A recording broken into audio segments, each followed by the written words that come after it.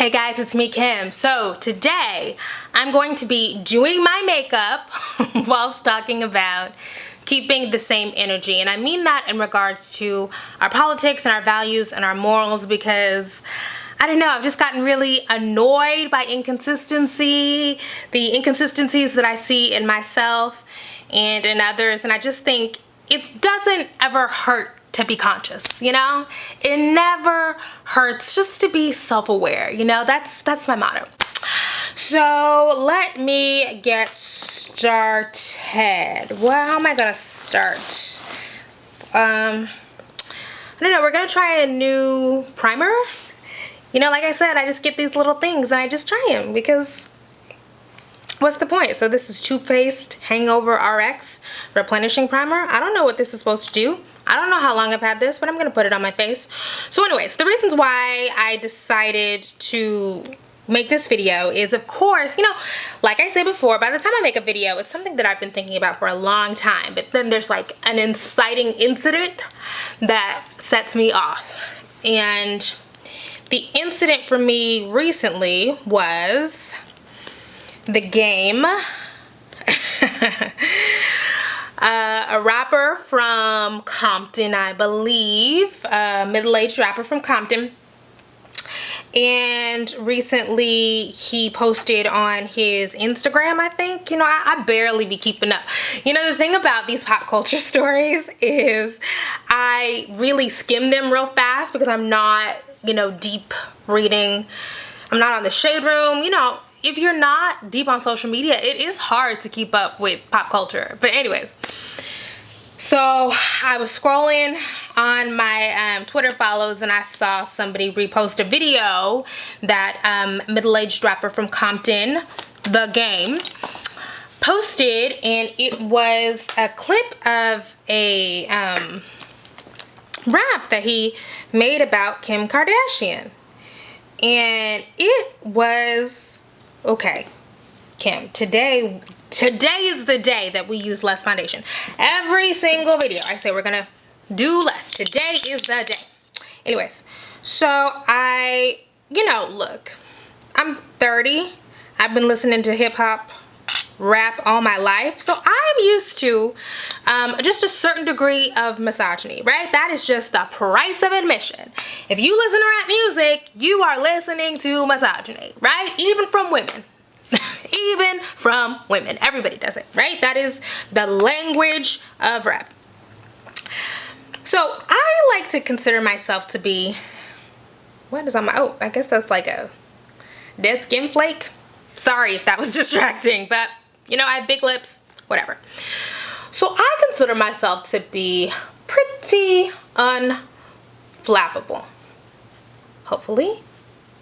Okay. So I listened to these, and it was just a couple of lines where The Game is talking about choking Kim Kardashian and forcing her to swallow his cum, and I was just like, ew.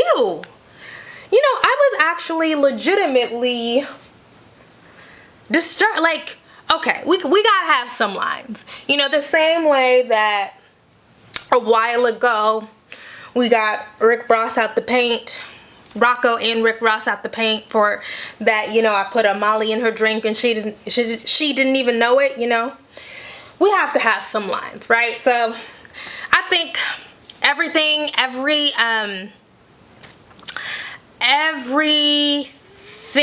is not the same. And so there's like normal levels of misogyny, and then there's like saying how you're gonna choke somebody. It's rapey is what it was, and that's not okay. It's not okay. And no matter how I feel about Kim Kardashian West, and honestly I don't hate her as much as most people, I just know, you know, I reserve my ire for just a few people, so I just don't hate her that much. But even if you hate her, even if you think Kim Kardashian is the scum of the earth, and that is your right, I think we could have a really interesting conversation about why that is. But it's your right. You know, what I'm not going to do, really, truly, what I am not going to do is have no arguments with any black women about why you should make room for Kim Kardashian. You don't. If you don't like her, that is fine. Go on your way, right? I got other stuff to do. You know what I'm saying? Like, I heard Brittany Cooper, and my allergies are about to start acting, so I need to go faster. I heard Brittany Cooper, whom I love. She's a feminist. She is an academic and a really prolific feminist writer. I was listening to her on a radio show, and she said, look, I got too much stuff to do to spend all my feminist time hating white women. And I really, I feel her on that, right? I just think there's just so much other stuff for me to do to dedicate the amount of time to hating white ladies that everybody else wants to dedicate. But I also have too much time to do to spend all my time defending the white ladies. So do what you gotta do with regards to Kim. But I do know gross, nasty, degrading misogyny when I see it and when I hear it.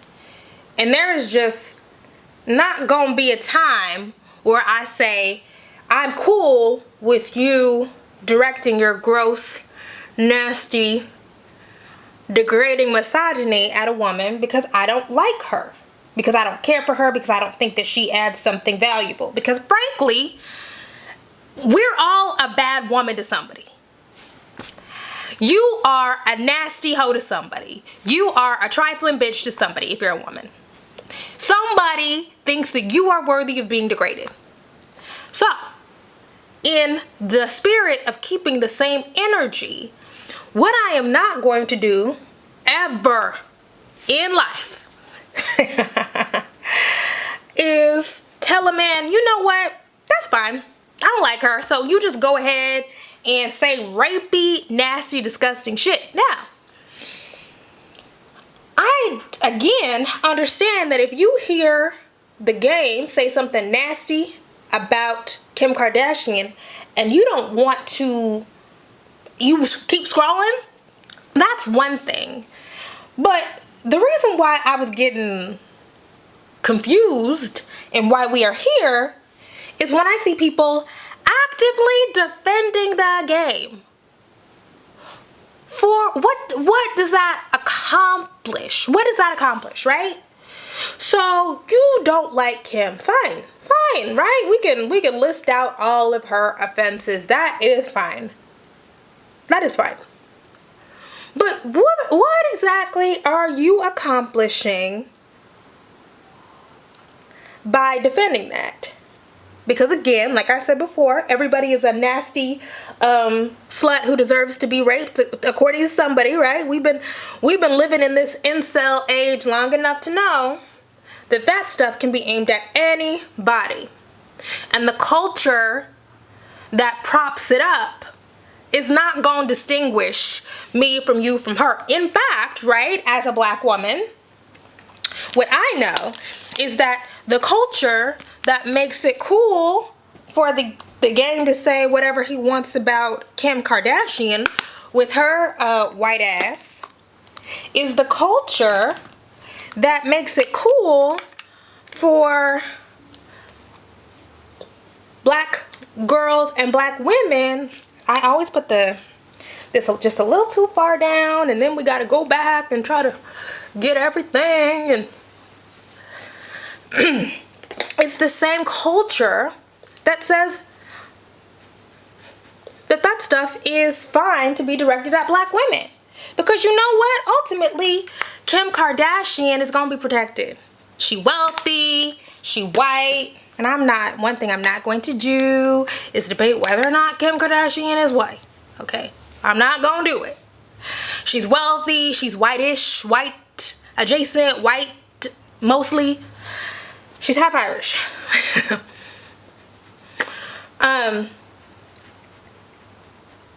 And it just creates a culture where people feel like that shit is cool. So as long as they can make a case for why you deserve to be disrespected, as long as a man feels like he can make a case for why you're a nasty hoe who deserves to be raped, metaphorically or any other way, then the rest of us who don't have those protections are still vulnerable to that kind of stuff. It is so weird to me that we can't get past our pettiness or whatever to look at the bigger picture, right? Because when you are defending the game's rapey lyrics, it's not about Kim and how much you hate her and how much we hate Kanye. It's about rape culture. And it was been weird to see people who I know get that, who I know understand that this is not just about individual actions, but what we deem acceptable in larger society, defend that stuff. And that's why I think it's really important for us, the foundation of my politics when I was younger, I know people get so annoyed with me always talking about age, but I don't know. I think, once I get out of this transition, I will stop talking about it. I probably will. Like, I'm in a real transition. Anybody who's over 30, can you please just tell me that it's totally normal to be in this transition? Because I really am. But when I was younger, my politics were very selfish. They were rooted in what is best for me. So, what is best for literally me? Kimberly, upper middle class, educated lady. I want the world to be better for me. And so, so I was only invested in, criticizing stuff that didn't make me feel good, that didn't appeal to me, or whatever. And then I also was invested in being very judgmental of things and people who just didn't align with me and what I wanted. That means that I would, slut shame and class shame, which, I still do from time to time. I'm trying to undo classism, but it's really complicated as a black woman because money and resources and all of that stuff is just really critical to your survival. But anyways, right?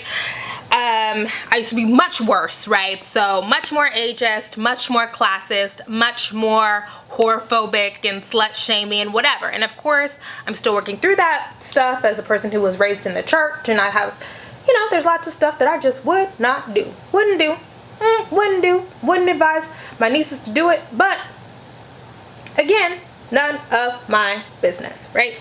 So, still working through all of that stuff. But as I have grown, I recognize that the outcomes that I desire are not just about what works for me personally. Because when your politics are only about you personally and what makes you feel good and what you're comfortable with, you inadvertently end up all the time reproducing all kinds of oppressive shit. So, while I, was a baby feminist and just really invested in, the uplifts of,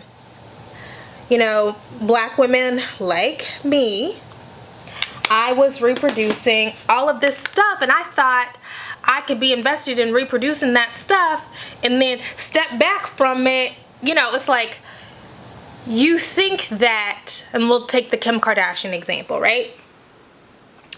You think that you can be invested in, you know, even though I think the Kardashians do a bit much.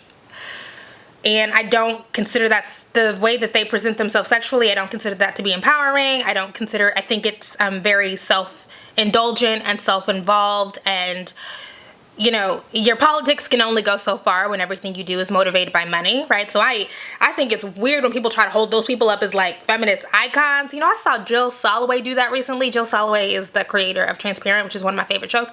And Jill Soloway recently was like, oh, Kim Kardashian. You know, girl, I'm off on a tangent because that's what we do around here. But Jill Soloway, she did an interview because she, published a, it's a little dark, but we can keep going. It's probably why you start at the end, you're doing this at the tail and not at the, because it's too dark in the front and now I'm going to have to go back. Okay, that's okay. We're going to be fine. It's fine. So anyways, Jill Soloway, I'm going to go back and lighten it up, was saying that, you know, she thinks the Kardashians are just the most, and I'm just like, the most feminist thing ever. You know, that's basically, like, they just are just the best role models of feminism. And I'm like, girl, you're trying too hard to be edgy. You are trying too hard. No, they are not. So anyways, despite the fact that I do not co-sign everything that those people do, you know that I don't really care about cultural appropriation. I don't care about that conversation at all. But I just think that stuff they do is, you know, like there was at one point Kim got called out for posting a picture where her daughter's body was photoshopped. The 6-year-old. You're posting photoshopped pictures of your baby. A child. You're fucked up. So anyways, God, what point was I trying to make? The point is, right, you think that you can point the slut-shaming finger. You think that you can point the slut-shaming finger. You can point the you deserve rape finger and have that shit not come back around. It comes back around. It does. And so, you know, I understand that people, you know, finding what the balance is for that stuff is hard, because I also am not an anything goes person. Right? I think some stuff is just beyond the pale, and I do not support everything that a woman does just because it's your choice. I think some of your choices are fucking shitty. But I want to be fair, and I want to be consistent, and I want to be clear about what the goals are. Is my goal just everybody who is me? Literally me, right? Just middle class Black woman who speaks like this. Is my goal for us to just be able to live comfortably? Is that ambitious enough? Is that good enough? No. And one of the reasons why I was able to snap out of that is by doing my reading. You know, it is by engaging deeply the work of, what are you going to do with this? I think we're going to try something new. Might as well. I don't know. I just saw somebody on YouTube do something, and so, you know, sometimes YouTube just be giving you all kinds of ideas and you be like, I don't know if I can do that. I'm not sure, but I guess we'll try it. So that's what we're gonna do. Anyways, now I'm up. So anyways, so I got off of those real selfish politics. You know, I'm the only person I only want me and people like me to benefit, by really being like, oh, you're a feminist? What does it mean to be a feminist? You're a feminist, you just out here saying you're a feminist, but are you in community with other feminist women who are not exactly like you? Are you reading the work of feminist women, people who laid the foundation for, you know, even what this is, other Black feminists? And it's from reading the work of other feminists where I was like, oh, this is, you know, this is not just something. Okay, we're gonna keep going. We're gonna keep we're gonna keep going because who knows where this is gonna end. I'm not sure. I use the same palette every single day. It's the Nubian palette because I only care about earth tones. That's what I do. So these women who just, dedicated their lives to working through this stuff and asking these questions and making the mistakes. So after spending so much time reading them, I'm like, oh, right. There's a reason your eyes are very red. There's a reason, but we're gonna fix it. We're gonna figure out something. So in order to make it less red, we're going to do a more neutral color on the lid. I'm acting like I know what I'm doing. I don't really, but we're here to learn. So reading through the work of a Michelle Wallace and the Combahee River Collective and Patricia Hill Collins and all of these black Barbara Smith, she was in the Combahee River Collective, but she did a fair amount of her own writing. And now I've forgotten which color I just used. So we're gonna guess.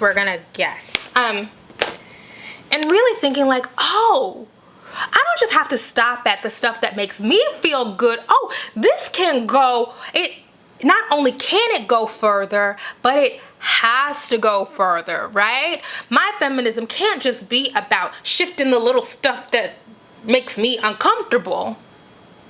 My feminism and my work and my activism or whatever, I don't consider myself to be an activist. Oh God, did I pick the right color? I don't know if I did. I might not have. But this work that I'm trying to do can be about upsetting so much more and changing so much more inside of myself and outside of myself. And, a reason why people will be like, well, fuck Kim. Okay, I get it. Fuck Kim, right? But this is actually not even about her, right? That's, again, why I don't expect you to go out of your way. If you don't fuck with Kim like that, you don't have to go out of your way to be like, save her. You don't. That's fine. But one of the reasons why I'm not participating in that stuff is because this project does have, and by this project I mean the feminist project, the Black Feminist Project, it can do so much. Like, we're talking about completely uprooting these systems, right? What is it even that makes somebody like The Game think that that's cool with this nasty ass? Why do you think that you can get away with that, right? Even against somebody who is, it's not looking great, but I think that we can still fix it. I really do. I really believe in myself. I think that we're going to, okay, so maybe if I smoke it out a little. What is it about The Game and his nasty ass? The Game, mind you, has been caught dating with his old ass. At one point, a 17-year-old girl when he was like 40. Maybe she's 18. Still nasty. What is it that makes him think that that's cool? For me, I don't participate in that stuff because I just think about like, oh, it's not even about him. It's not about her. It's about much larger stuff. And also, this is not even just regarding like a Kim Kardashian, but I see this in like sex and sexuality, but even things like, I am not directly impacted by fat phobia because okay, you know what we're gonna do? You know what YouTube has taught me? Is that if your shit is looking bad, you know what you need to do? You just need to blend. That's what YouTube has taught me. So we're just gonna blend. We're just gonna blend everything. We're just gonna take, and we're just gonna blend it out. You know, whatever's happening right now, we're just gonna blend it into oblivion. Just blend that shit. Right, and I think it already looks better. Thank you, YouTube. So, about fat phobia, right? Another thing that I think that people inadvertently perpetuate, but they think that they're just aiming it at the person. So it's like, you know, with Donald Trump, one thing that we always talk about with Donald Trump is his weight. You know, it's really easy because you know he's vain. That's why he is orange like that. Is that orange shaming? Am I orange shaming right now? Because you know he's vain, you know he cares. It's so easy to go after Donald Trump's weight and just be like, oh my God, this fat ass man, you fucking fat ass, like. But, you know, about a year ago, I saw somebody do a thread about the unintended consequences of us always talking about Donald Trump's weight.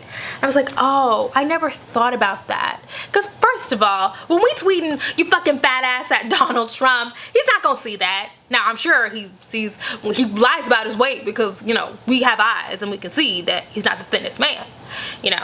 But, so when we are making our weight jokes at Donald Trump, we are actually not even really hurting Donald Trump for real, because he's fine and he's still the president and he can, you know, send the FBI after us even though, you know, the FBI ain't fucking with him like that.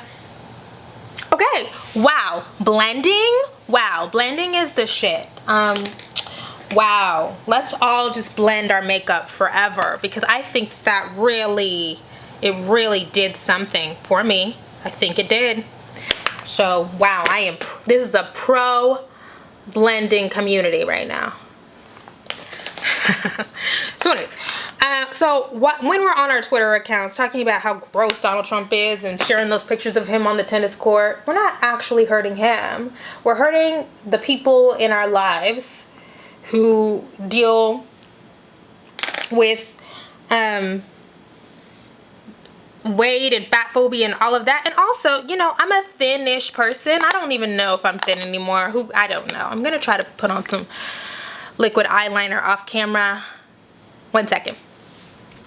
Okay, I'm back. So when we are making fat phobic jokes about Donald Trump, we're not just hurting him, we're hurting anybody who suffers or is the subject of fat phobia. It is not just interpersonal, it is structural. And it is easy to forget that when what you want when you're making that joke is like the immediate catharsis of I am so mad and I want him to feel it, so I'm gonna go straight for the easy fat phobic joke. I'm gonna go straight for slut shaming or body shaming or whatever. And for me, you know, a part of my desire to be very self-aware and self-reflective is really thinking about, what am I doing this for? You know? Do I only, you know, obviously my care cannot be equally distributed among everybody. Everybody doesn't need my care equally. My time, you know, I have to be very selective about where I spend my time, who I give it to or whatever. But, you know, first of all, I am empathetic probably to a fault. I care about everybody and can empathize and see myself in all of that. And everybody's not going to be that way. But I really just had to think about, like, you know, I'm out here calling myself a feminist. You know, using those words that other people have put a lot on the line for. You know, out here publicly claiming that I want to do good and be good and help people. But am I only a feminist when it comes to people that I like?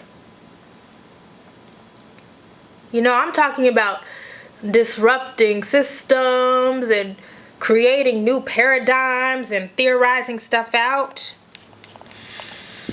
But am I only doing that work so that the people that I like can benefit? The people that I know? No, I am not. Other people might be. You know what I'm saying? Like, I can't, you know, I see people on the internet all the time being like, well, I don't give a fuck about it. And it's like, okay, fine, whatever. I can't tell you what to do. all I know is that from the work that I've seen, the reading that I've done, the experiences that I have, is that that is just not sustainable.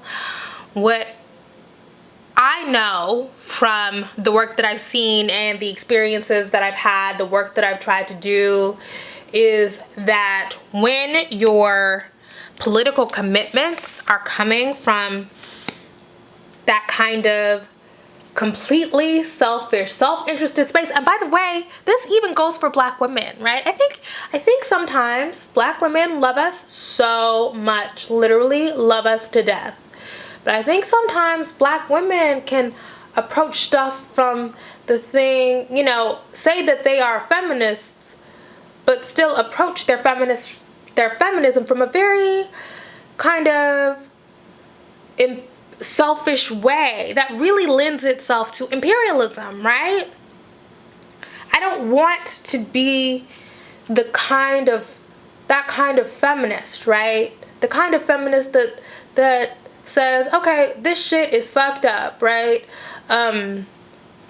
Abuse and exploitation are fucked up, but it's only fucked up when you're the abuser and you're the exploiter. It's not fucked up when I do it. You know, I mentioned in previous videos that I think hypocrisy is kind of a fact of life. I think we're all... Do I just want to do straight red? Because this is going to be a straight red. And I haven't done a straight red in a long time. But this is what I have in my hand. So this is what we're going to do. This is going to be Sephora #1. I'm even afraid of what this is going to look like. Okay. But I don't want to be an oppressor, you know? I'm not... Okay, we're gonna have to come back after I'm finished with this. And we're back. Red. Red, bitch. Fire engine red. So anyways, the point being is that right now our society is structured so that, you know, in order to have something, in order to get a little bit of something, you gotta step on somebody's neck. So, you know, if I wanna be celebrated as a Black woman, I'm gonna have to step on your neck, you know, perpetuate classism, sexism, whorephobia, whatever. But my aim and my desire is not make it so that I have the ability to step on more necks. You know, I want to be consistent in my values and my application of those principles and those values, because I don't want to engage in the process of just trying to find new necks to step on. I want to make it so that we don't have to step on necks. Do I have lipstick on my teeth? I do not. Anyways, guys, I am finished. All I'm saying is, you know, I just think it is helpful for us to be, as you know, this always comes back, you know, I just really think it's important to just be like self-reflective, self-critical. That doesn't mean that you have to self-flagellate. It just means, you know, what am I doing right now? So I'm always just thinking, like, what do I want to do? Who do I want to be? And what is the outcome that I am looking for? And you know, everybody ain't gonna be me. They are not. But, you know, I am me, and I have to feel good about being me. So that's all I have to say about that. Thank you so much for watching. I don't even know what this makeup looks like. Hopefully it looks like something. I haven't even really looked, but thank you guys. See you in the next video. Bye.